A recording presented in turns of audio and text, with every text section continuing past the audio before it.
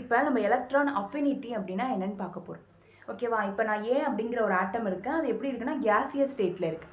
இப்போ கேசியஸ் ஸ்டேட்டில் இருக்கும்போது அதோட அவுட்டர் மோஸ்ட் ஷெல்லில் வேறு யார்கிட்ட இருந்தாச்சும் ஒரு எலக்ட்ரானை வாங்குது. ஓகேவா? ஒரு எலக்ட்ரானை இதுக்கு தேவைப்படுது.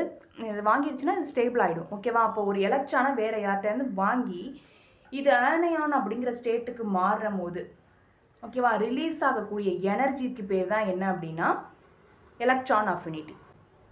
ஓகேவா? இப்போ ஒரு ஏங்கிற ஒரு ஆட்டம் இருக்குது, அது கேசியஸ் ஸ்டேட்டில் இருக்குது. ஓகேவா? அது என்ன பண்ணுதுன்னா ஒரு எலக்ட்ரானை வாங்குது. ஒரு எலக்ட்ரானை வாங்குது. வாங்கும் போது அது என்னவாயிடும்? ஏ மைனஸாக மாறிடும். ஓகேவா? இது நமக்கு தெரியும் தானே. ஒரு எலக்ட்ரானை வாங்குனுச்சுன்னா ஏ மைனஸாக மாறிடும். ஒரு எலக்ட்ரானை கொடுத்துருச்சு அப்படின்னா ஏ ப்ளஸ்ஸாக மாறிடும். இப்போ இது ஆனையான் ஸ்டேட்டாக மாறுது இல்லையா? இதோட என்ன கிடைக்கும் நமக்கு அப்படின்னா ஒரு எனர்ஜி கிடைக்கும். புரியுதா? இதோ ப்ளஸ் நமக்கு என்ன கிடைச்சிருக்கும் அப்படின்னா எனர்ஜி கிடைச்சிரும். இப்போ நெக்ஸ்ட் என்னன்னா நம்ம குளோரின் எடுத்துக்கிறோம். குளோரின் எடுத்துட்டு அதோட ஒரு எலக்ட்ரானை ஆட் பண்ணுறோம். ஆட் பண்ணும்போது நமக்கு என்ன கிடைக்கும்? Cl minus plus energy.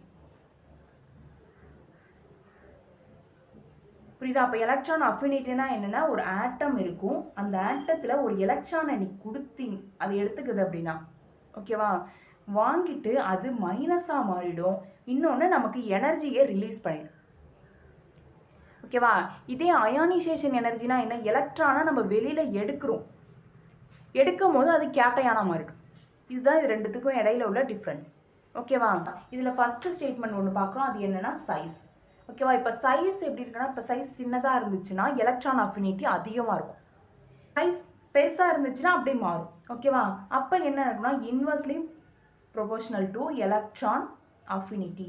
புரியுதா? இது அதிகமாக இருந்தால் இது கம்மியாக இருக்கும், இது கம்மியாக இருந்தால் இது அதிகமாக இருக்கும். ஓகேவா? அப்போ ரெண்டுமே ஒன்றுக்கு ஒன்று எப்படி இருக்குன்னா தலைகீழாக இருக்கும். அதே நியூக்ளியர் சார்ஜ் அப்படின்னு பார்த்தோம்னா நியூக்ளியர்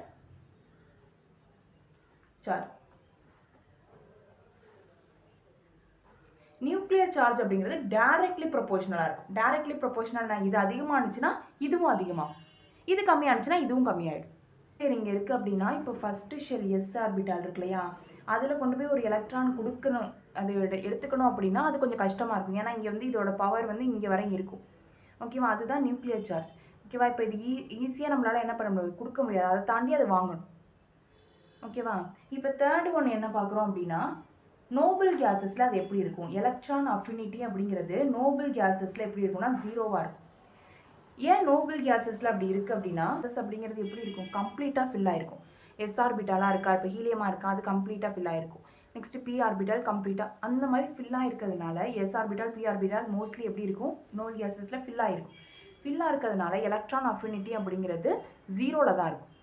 ஓகேவா? இப்போ ஃபோர்த்து ஸ்டேட்மெண்ட் என்ன பார்க்குறோன்னா பீரியட்ஸ் பார்க்குறோம்.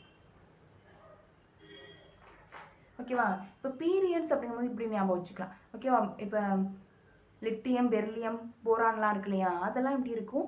சைஸ் பார்த்தீங்கன்னா ஒரே மாதிரி இருக்கும். ஓகேவா? சின்னதாக தான் இருக்கும். ஓகேவா? அது ஏன்னா ஷெல்ஸ் அதிகமாகாது, அதனால அது எப்படி இருக்கும் அப்படின்னா இன்க்ரீஸ் ஆகும். ஓகேவா? நான் சொல்கிறது புரியுதா?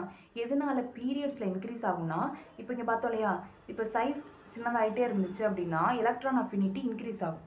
ஓகேவா? லித்தியம், பெர்லியம் அதெல்லாம் சின்ன சைஸ் தான், அதாவது ஷெல்ஸ் அதிகமாகுது. அப்போ அது என்னவாயிடும்? இன்க்ரீஸ் ஆகுது. இப்போ நெக்ஸ்ட்டு குரூப்ஸ் பார்க்குறோம்.